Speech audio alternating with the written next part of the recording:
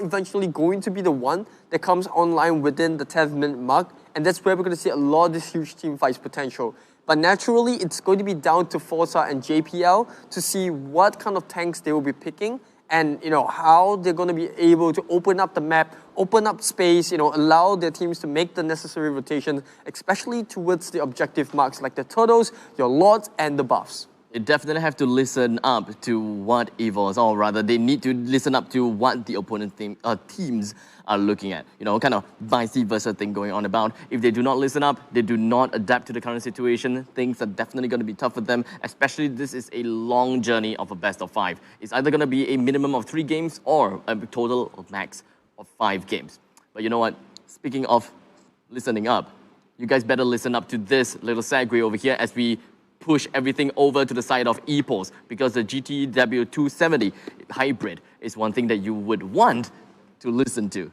Yeah, and not only it's wireless and it can connect to your tablets, your mobile phones, your computer. So it's going to be all across what you need it so much. Well, speaking about special moment, yes, give a bit of a toast, because this is it. This is the grand finals. And I'm glad to be here with you, buddy. Cheers, buddy. And well, before I take a sip out of this drink, I'm going to give you guys one more chance. Do remember to head on down to pvesports.gg/tournaments. The only reason why I keep stressing this, because this is the only way that you can play into MPL SG Season 2.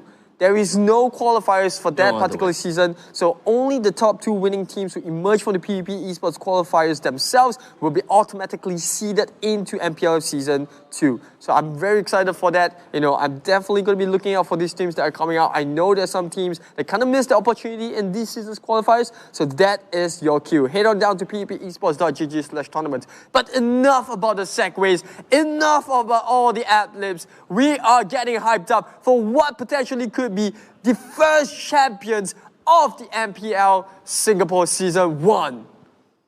Let us all take a deep, deep breath as we slowly make our way down over to the player seat. Look at the hot seats, and we shall see what Evos and RSG have got in store for us for game number 1 of the Grand Finals.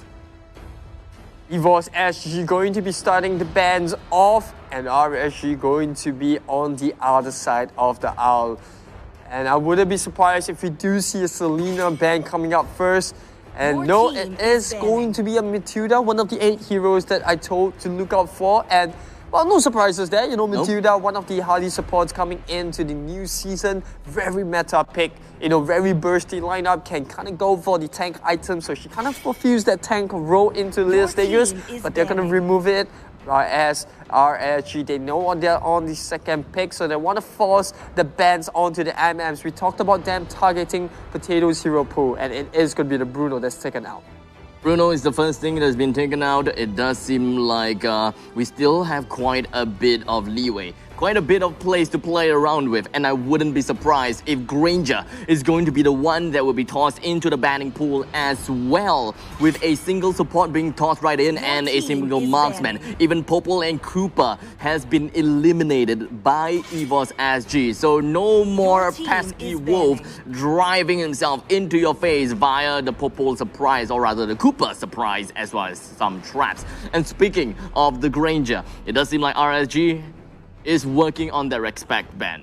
Yeah, 2 very huge MMs that Potato has consistently put out excellent performances of, taken outside of the draft. And we might even see a 3rd ban coming up from RSG, and that's going to be none other than the carry. We know that Potatoes plays really well on those 3, and if those 3 are taken out, I don't really know what else is available that's considered really good, because yes, you have the YSS, but that's LY for its character, and you're going to be forcing Evos to pick up some of these heroes like Paquito, like Benedetta. So what's the game plan here for Evos? Do they go and pick up the carry for Evos and review that MM that they're going for? Or do they go for the meta picks first, just to deny RSG from picking them up? It's definitely going to be a tough thing to say. I don't think that straight out picking up the carry by Evos is going to be the right choice. It is either going to be many different kinds of win conditions that RSG can work for once Evos has picked up the carry. There is just so little or so much of the mobility that the carry is able to possess for herself, but enough of the carry because that is not the first pick indeed. The first pick is, after all, going to be Benedetta, as they have immediately locked into that, while RSG has decided to go for the Yisun Shin as well as our dear Selena. Absolutely, we spoke about this. Evos, they need to respect the Selena being picked by RSG because now we know Sana's definitely going to be playing on that, and we have seen RSG in the past games that they have played, how quickly they can come online, how quickly Sana can rotate from lane to lane, finding that abyssal arrow and just landing it on someone, and once that hits, you pretty much know it's going to be a first blood. So the first 2 minutes is going to be so vital for Evos. As long as they can get over the first 5 minutes, make sure that RSG don't snowball off this Selena, they should be in the clear. But here we go, LY4 getting his YSS. This is such a huge pickup for RSG because now that limits Evos, who instead chooses to go for the Harith as well as the Estus. Fun fact, the only game that Estus has been able to win is only because Evos picked them up with a hard tank in Belleric. The rest of the games that Estus has been picked in the playoffs, 0% win rate. This looks like something that only Evos is able to work with. The Evos SG's lineup doesn't seem all that beefy just yet. And the Harith pick, pretty early into the game. And I quote you, it does seem like Minsita may be one of the heroes that can be picked up by RSG. Since it is still pretty early, they have yet to fulfill the off-laner roles, especially since they're looking at Benedetta. They're also looking at Harith. Both of them utilizing dashes, both of them that are rather slippery in their shoes. As long as we see a nice lockdown from Minsita, it does seem like teamfights would be ensued. Well, RSG also have other options to deal with that mobility. We saw the Belleric getting picked up by Evos, and I wouldn't be surprised if they choose to go for themselves. Yeah, because they're going to be having that first pick. I mean, RSG is going to have that first pick. If they choose to pick the Belleric, that's going to be a very tough position for Evos to deal with, because now, instead of having this mobility heroes that can move around, you know, obviously with the Corner Dash coming with the Harith, you got Benedetta trying to slash their way through onto the back lines, you have this very a concentrated area that's tough for Evos to fight in, right? You have the Zas, you have the LY4 playing on this Isushin that's going to have that Mountain Shocker, and you add a Belleric with the Wrath of the Dread, that's a total area shutdown. Area denial is probably going to be the thing that RSG is going to be looking out for, right? As long as the Dominator's Descent just gets knocked right down, or rather if, well, the Zask have the Dominator's Descent. It's either they go out for an all-out team fight, and if that happens to be point of time where SS does not have the Blessing on Moon Goddess, that is going to be tough. But vice versa, right?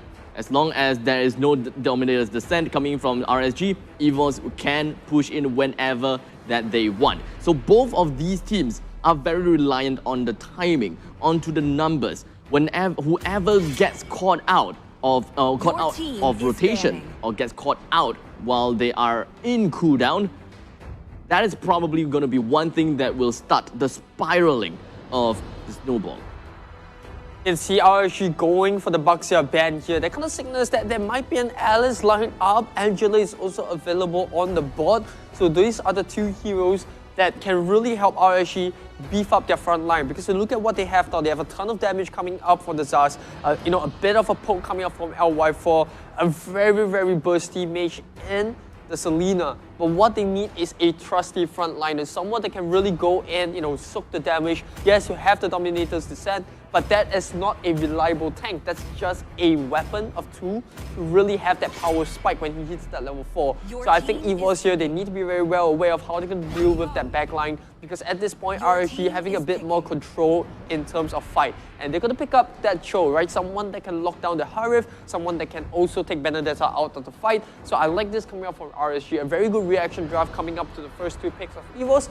However, we did not talk about the Loi getting banned out, so it does seem like Evos will go for a hard tank, right? Someone that's going to stand in front, and the true counter to that is going to be none other than Loi herself. You pop a rotation behind the hard tank, you drop a couple of yin-yang shots over there, and the team might find themselves suckered into a position that they don't want to be in. So you can see a game plan starting to line up for both sides. The question is, who is Evos going to line up in their front? You have quite a few of options over here, right? Akai can be one thing, but that is that pretty much makes things into a very spread out fight, and it's going to prove tough for the side of Harif. So ultimately, it is going to be a Lolita as well as an Aldous. Yeah, I like this Elders pick, right? Someone that can really lock LY4 down once he gets those stacks, but it is a very, very risky pick. Very gimmicky in my very own opinion. You need to pull towards the late game. He needs to get his stacks. If not, he's not going to come online. And this is a signal for RSG. They have the last pick. And now that they have two majors that can really unlock that early game, if they want to play a bit greedy, I think a Farsa looks really good for them perhaps here. even a Chang'e. Yes, not only that. Oh wait, but they have a Lolita as well. Yes, so if they choose to, they can put Cho on this tank roam and then pick up a Farsa just to bring that early game online even faster than they already can. Because what this does is that it makes them roam so much quicker. But it does look like they're going to settle for the Lapu Lapu. Not a bad frontliner, you know, very hardy with the Bravest Warrior, has a ton of CC. The only question is, can they keep up the pace? Because they don't have a very mobile squad. One of the main things I'm looking at is mostly coming from the Aldous. The Aldous pick against the Zask does seem like whatever that Evos SG is looking out for, they would want to stand their ground even when the Dominator's Descent is active. Whatever that they gotta do is just go all out, punch down the turret, or even go for the Blessing of Moon Goddess to ensure that everyone stays up on top and ensure that they are always at the top of their game. So, ladies and gentlemen, this is the final picks that we have so far in between Evos SG versus RSG SG. Game number 1 of this best of 5 series. And once again, let us jump right in and have a grand introduction over here. When we have Evos SG representing them, we do have Soul that is going to be playing onto the Benedetta, Potato right onto the Aldous, JPL onto Lolita, Girl onto that Estes, and finally Pokemon that will be rocking with style onto the Harif. This is insane. Eldors in the hyper situation here. They throw the Harif onto the goal lane. A bit of a greedy play that Eldors is going to try to get as much soul steal as he can. And all these whip picks coming for Evos, if it really does pull off, that is one heck of a trick. But now RSG, like I spoke about, you know, the Selena, hitting that level 2. This is the pick coming off of Selena, the strongest mage at level 2 right now. He's definitely going to be looking for a kill. And Sana, he is one dangerous Selena to look out for. Speaking of Sana, when it comes to RSG SG, we can also talk a little bit more about their laning situation. But for now, it does seem like Sync is going to be playing onto the Zask in the top lane. Forza rocking onto the Cho. They'll be heading all around as the tank. Jason onto the Lapu Lapu, all the way down in the bottom lane, facing off against the Harif. And finally LY4 rocking onto the Yisun Shin as we observe RSG with the early start off in the middle. It just seems like they are hungry for some blood. The power Q is going to be so important in blocking all those abyssal arrows for the backline. You know, it's going to be able to soak out some damage coming from the Zaz as well.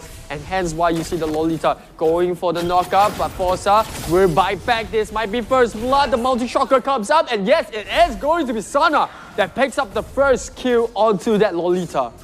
No problems whatsoever coming for the side of RSG. They managed to secure themselves a single kill right on top of Lolita, and that pretty much means that they have also opened up the entire 50 line for them to pick up right onto the turtle. Potato finds himself caught out for a little bit, but it's not too big of a problem. He does have some points of sustainability for himself, and RSG used up all of that space and time to ensure that they pick out the turtle as soon as possible with a total of 500 gold lead.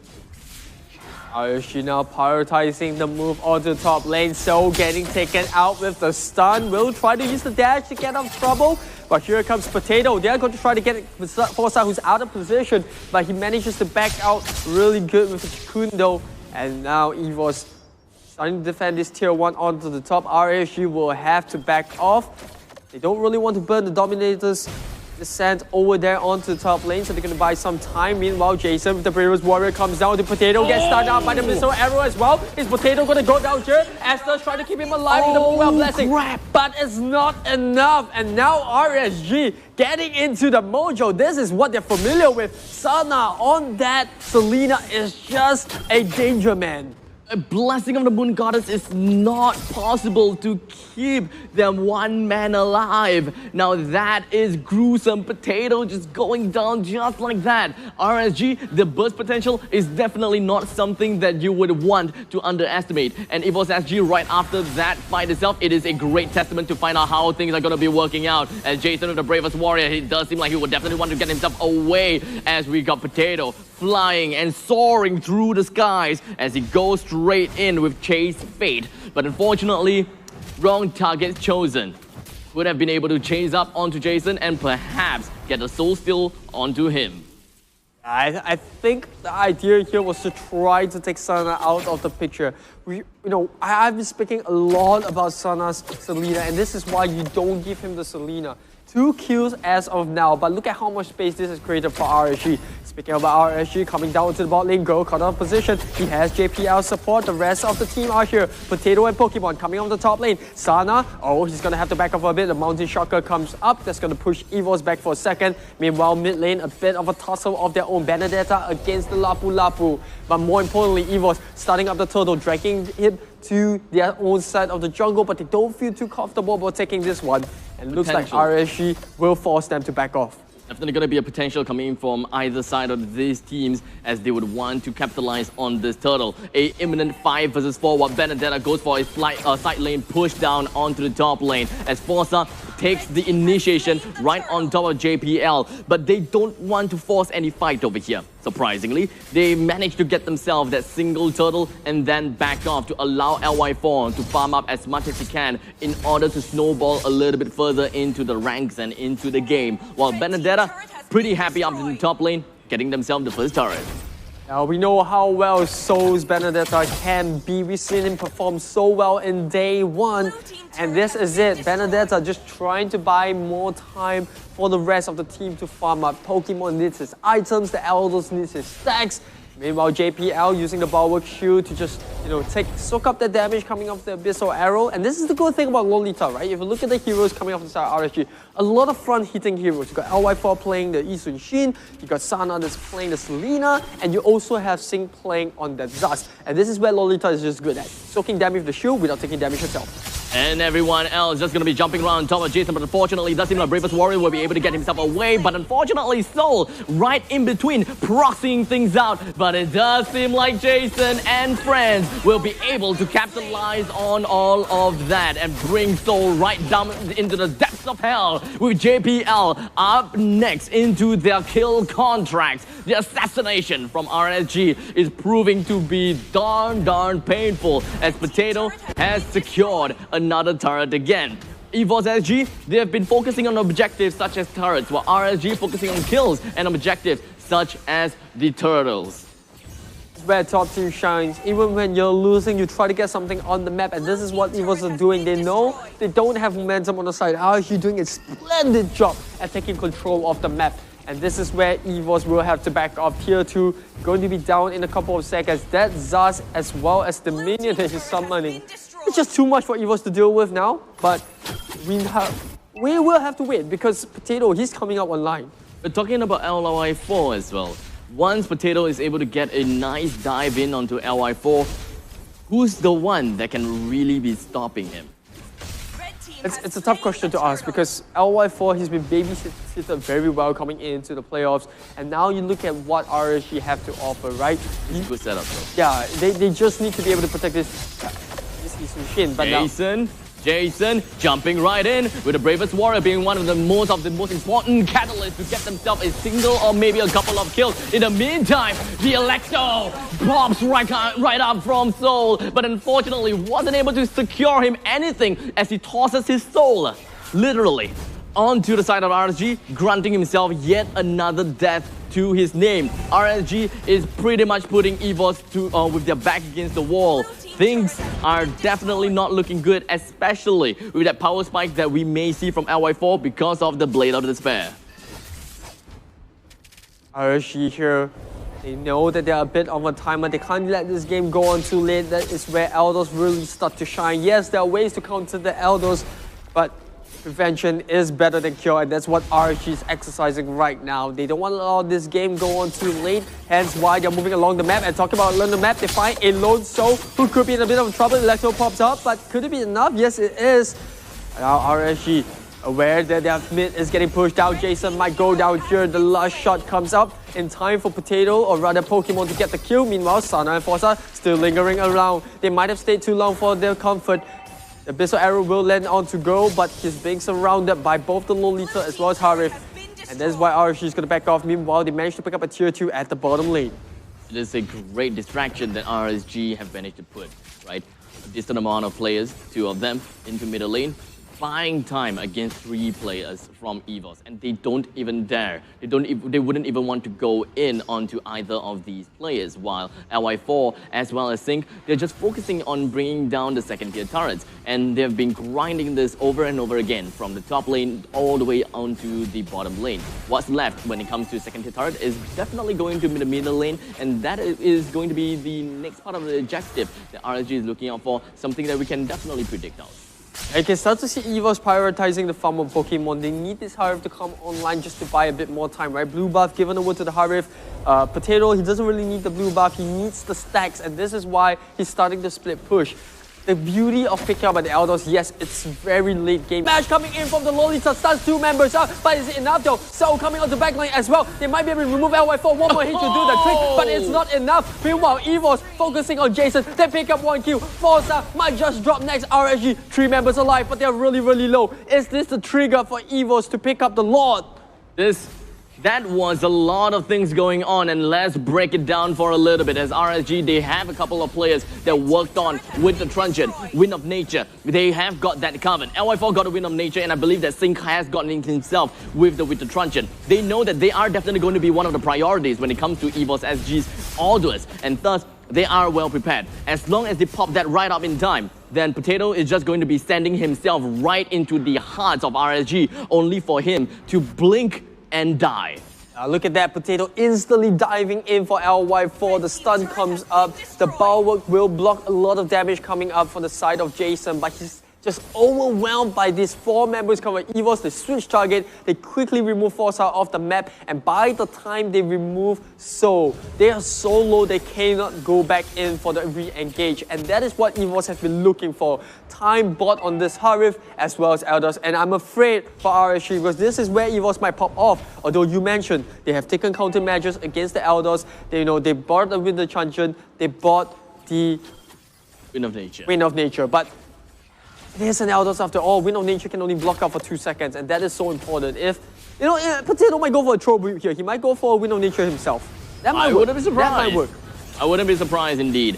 In the meantime, RSG Jason finds himself in the nick of everything else. The Blessing of the Moon God is going to be one thing that's just going to be activated as well. But the Dominion Hammer just smashes into oblivion. LY4 with just a sliver of health. But Soul is just able to get himself right in between of everything else with a really nice dash with the sword out strike. Gets himself with a total of 2, with a total of 1,000 gold advantage for the side of Evos, SG. They have opened up the map. They understood where their opponents are. No problems when it comes to the brushes with a decent amount of those traps, abyss traps that's been laid all over the place. They have the control of the map, despite the fact that RSG has such a great starting run.